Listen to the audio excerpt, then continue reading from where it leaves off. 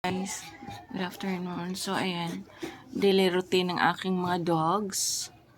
Ayan, ito yung isa palaging kiss na kiss kay mami at si Mayumi.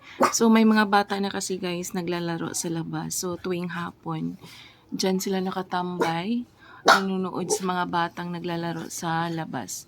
So, since indoor dogs sila guys, bawal kasi sila lumabas para walang mananakit sa kanila.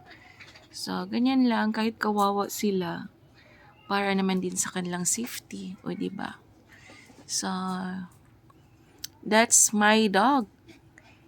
Her name is Mayumi. Ang breed po niya is Jack Russell Terrier. So, ayan guys, si Takashi.